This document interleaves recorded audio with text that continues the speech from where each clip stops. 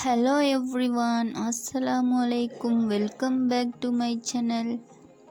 இன்னும் ஒரு சூப்பரான ஸ்வீட் ரெசிபியோட உங்கள் எல்லாரையும் சந்திக்கிறதுல ரொம்பவே சந்தோஷம். இன்றைக்கு நாம் பார்க்க போகிறது ஸ்வீட் அண்ட் டேஸ்டியான லட்டு ரெசிபி தான். அதை எப்படி செய்யலாம்னு பார்க்கலாம். வீடியோவை ஸ்கிப் பண்ணாமல் ஃபுல்லாக பாருங்கள். நீங்கள் ஹோம் பிஸ்னஸ் பண்ணுறவங்களா இருந்தால் இந்த ரெசிபி உங்களுக்கு ரொம்பவே யூஸ்ஃபுல்லாக இருக்கும். ஸோ வீடியோவை ஸ்கிப் பண்ணாமல் ஃபுல்லாக பாருங்கள். இப்போ தான் எந்த சேனலை ஃபஸ்ட்டாக பார்க்குறீங்கன்னா மறக்காமல் சப்ஸ்கிரைப் பண்ணிவிட்டு பாருங்கள். ஸோ வாங்க வீடியோக்குள்ளே போகலாம்.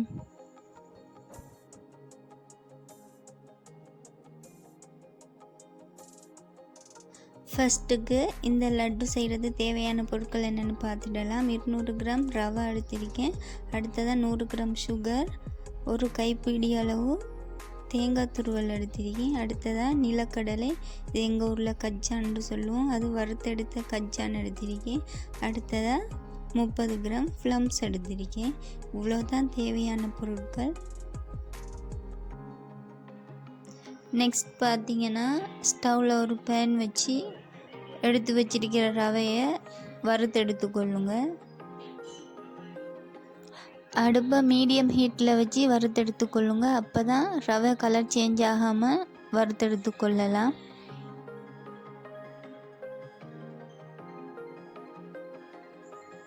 பாருங்கள், இந்த டெக்ஸ்சரில் வறுத்தெடுத்துக்கொள்ளுங்க. வறுத்தெடுத்த ரவையை ஒரு பவுலுக்கு மாற்றிக்கொள்ளுங்க.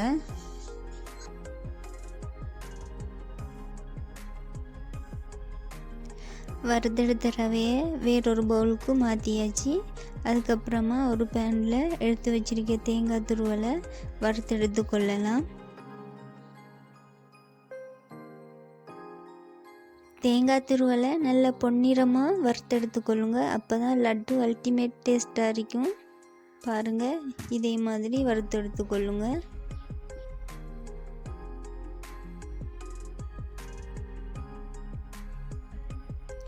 வறுத்தெடுத்த தேங்காய் துருவலை ஒரு பிளேட்டில் மாற்றிட்டு அதே பேனில் 2 டீஸ்பூன் நெய் ஆட் பண்ணி கொள்ளுங்க.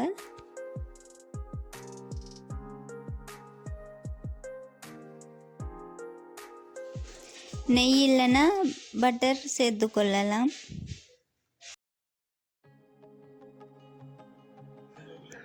நெய் நல்லா உருகி வந்துட்டு இந்த ஸ்டேஜில் எடுத்து வச்சிருக்கிற ஃப்ளம்ஸை சேர்த்து வறுத்தெடுத்து கொள்ளலாம்.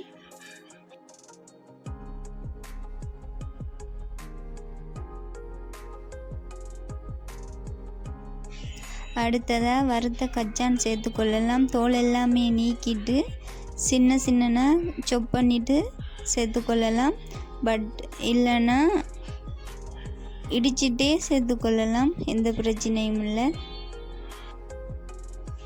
பட்டு மாதிரி இடிக்காமல் அறுவல் நொறுவலாக இடிச்சிட்டு சேர்த்துக்கொள்ளுங்க.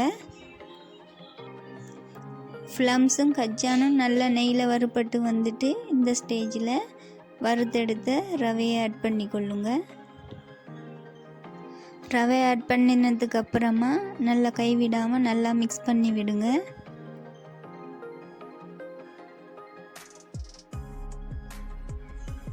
மிக்ஸ் பண்ணதுக்கு அப்புறமா தேங்காய் துருவலை சேர்த்துக்கொள்ளலாம்.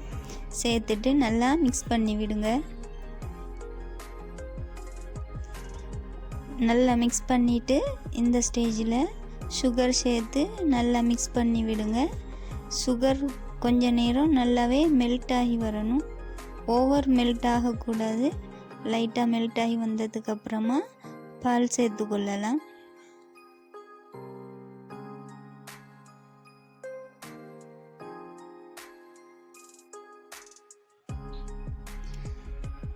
சுகர் நல்லாவே மெல்ட் ஆகிட்டு இந்த ஸ்டேஜில் பால் சேர்த்து நல்லா மிக்ஸ் பண்ணி விடுங்க. நல்லா கைவிடாமல் மிக்ஸ் பண்ணி விடணும்.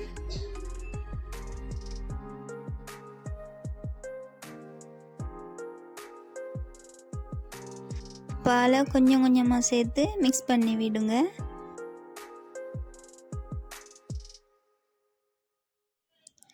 பாலை கொஞ்சம் கொஞ்சமாக சேர்த்து மிக்ஸ் பண்ணி விடுங்க.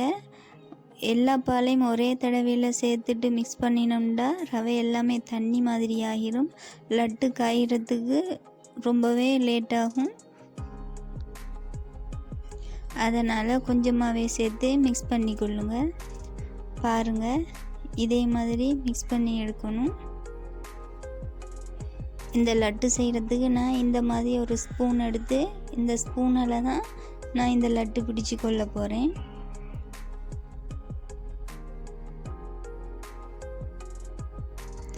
உங்களுக்கு எந்த ஷேப்பில் லட்டு பிடிக்கணுமோ அந்த ஷேப்பில் பிடிச்சி எடுத்துக்கொள்ளலாம். ரவை சூடாக இருக்கும் போதே இந்த லட்டு பிடிச்சி எடுத்துக்கொள்ளுங்க. இந்த ரவை ஆறி போனிக்குன்னு சொன்னால் லட்டு பிடிக்கிறதுக்கு கஷ்டமாக இருக்கும். திரும்ப நீங்கள் ஸ்டவ்வில் வச்சு கொஞ்சம் சூடாக்கிட்டு திரும்ப லட்டு பிடிச்சி எடுத்துக்கொள்ளலாம். அவ்வளவு தான். பாருங்கள், எல்லாமே நல்லா சூப்பராக நல்ல பர்ஃபெக்டான லட்டு வந்திருக்கு. நல்லாவே ட்ரை ஆகி காய்ச்சிட்டு பாருங்கள், உடைச்சி காட்டுறேன் எப்படி இருக்குன்னு. நீங்கள் ஹோம் பிஸ்னஸ் பண்ணுறவங்களாக இருந்தால் இதே மாதிரி கப்பில் ஒவ்வொரு கப்லையும் 10 லட்டு வைக்கலாம். வச்சுட்டு நீங்கள் எவ்வளோ செலவு செய்தீங்களோ அதை கழிச்சிட்டு நீங்கள் ஒரு லாபம் வச்சு நீங்கள் சேல் பண்ணி கொள்ளலாம். ஓகே ஃப்ரெண்ட்ஸ், இந்த வீடியோ பிடிச்சிருந்தால் லைக் பண்ணுங்கள், ஷேர் பண்ணுங்கள், மறக்காமல் சப்ஸ்கிரைப் பண்ணுங்கள். இன்னொரு இன்ட்ரெஸ்டிங்கான ரெசிபி ஒன்றில் உங்களை சந்திக்கிறேன். தேங்க்ஸ் ஃபார் வாட்சிங்.